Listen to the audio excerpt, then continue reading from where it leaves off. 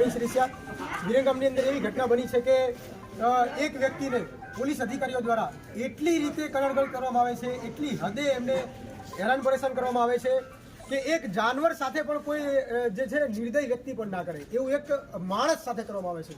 આપણે બધા જાણીએ છીએ કે પોલીસ એક રક્ષક છે અને એમનું રક્ષા કરવાનું કામ છે અને સંવિધાન અને કાયદાના દાયરામાં લઈને અને દેશને સાચવવાનું કામ છે. પણ આ રક્ષકો જ ક્યારેક લોભ લાલચમાં આવીને અને ભક્ષકો બને છે. માફિયાઓ સાથે કોન્ટેક્ટમાં રહીને આ લોકો લાલચમાં અને પૈસાની લોભ લાલચમાં એટલા ડૂબી ગયા છે કે પોતાનું કાયદાનું ભાન પણ ભૂલી ગયા છે, પોતાની ફરજ પણ ભૂલી ગયા છે.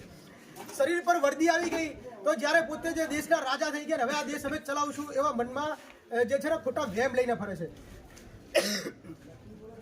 વિરંગામના જે સ્થાનિક વ્યક્તિ જે છે વાલ્મીકી સમાજના એક યુવાનને 15 દિવસ પહેલાથી એટલા પરેશાન કરવામાં આવે છે કે એમને પોલીસ કસ્ટડીમાં હતા ત્યારે પણ એટલી હદે મારવામાં આવે છે કે કોઈ જાનવરને પણ ના મારે.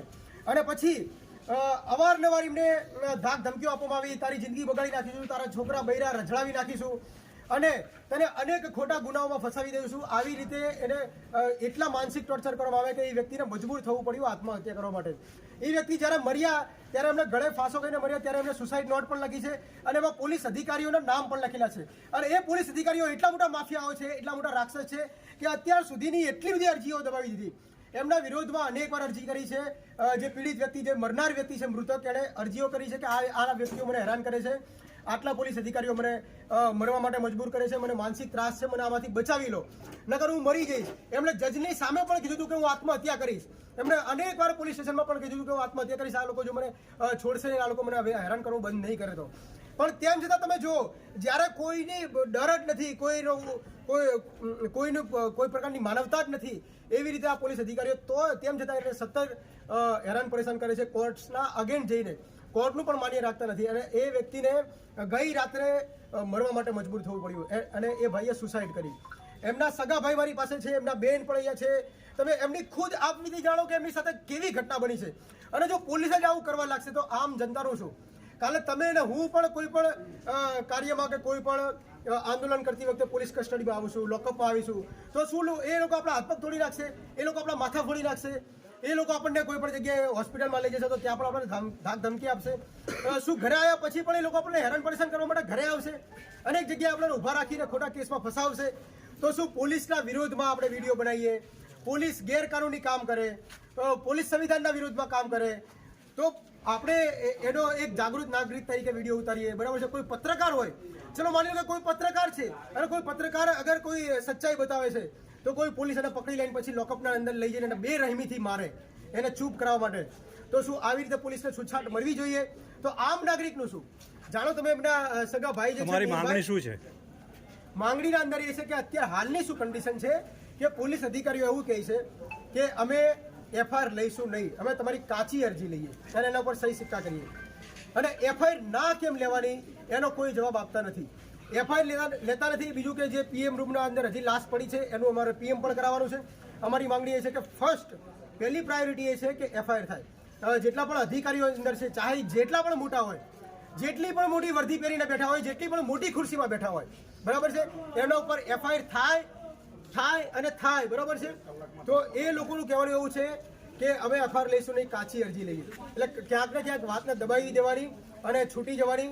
હવે એ લોકોને ડર છે કે અમારા ઉપર એફઆઈઆર થશે તો અમે સસ્પેન્ડ થઈશું, પછી અમારા ઉપર એફઆઈઆર થશે તો અમારે નોકરી જશે. આવા ડરના કારણે હવે આ વાતને દબાઈ દેવાની કોશિશ કરી રહ્યા છે.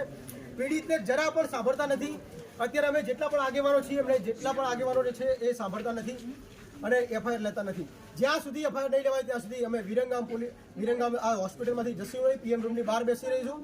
અને આજે અહીંયા તમને આટલી પબ્લિક દેખાય છે, કલાકની અંદર જેટલા કલાકો વધશે એટલી પબ્લિકો વધશે અને વિરંગામ ચક્કા જામ કરીશું. એફઆઈઆર જ્યાં સુધી દાખલ નહીં થાય એની અમને ઓફિશિયલ કોપી નહીં મળે ત્યાં સુધી અમે અહીંથી જગ્યા છોડીશું નહીં અને ડેડ બોડી ઉપાડીશું નહીં. એમના ભાઈની તમે વેદના સાંભળો.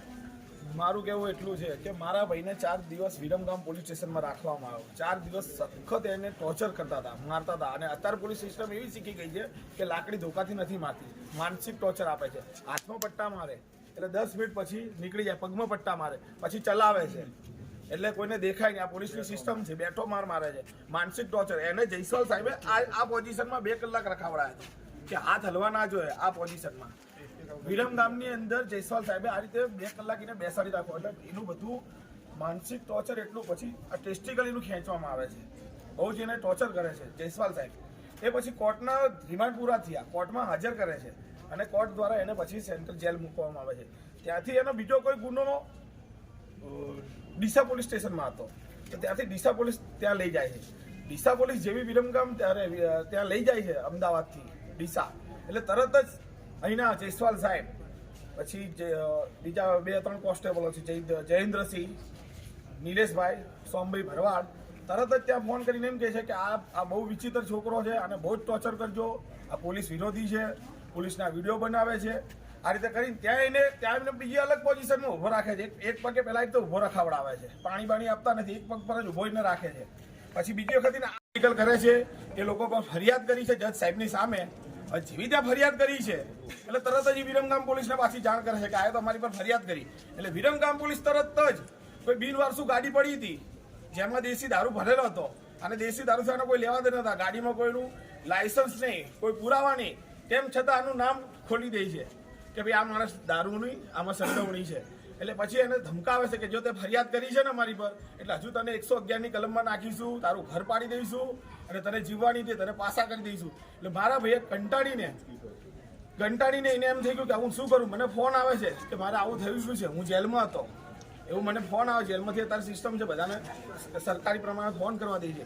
મેં એની મુલાકાત લીધી, એની જોડે રૂબરૂ જઈને વાત કરી તો મને બધી આપ વિધિ કહેતી કે ભાઈ મને આવું બધું હેરાન કર્યું છે. પછી હું 2 દિવસ ડીસા દોડા કરી એના જામીન કરાવીને છોડાઈને લઈને આવું છું, બપોરે છોડાઈને લઈને આવું છું અને સાંજે મારો ભાઈ સુસાઇડ કરે છે. અને આ સુસાઇડનું કારણ એક જ છે, વિરમગામ પોલીસ અમાન્ય વર્તન એટલું છે કે ખાખી વર્દી આવી જવાથી એમને કોઈનો જનતાનો ડર રહેતો નથી. અને અમારો વાંક એટલો જ છે કે અમે પોલીસ વિરુદ્ધ જતા હતા, એના હિસાબે અમારી પર આવું કર્યું છે.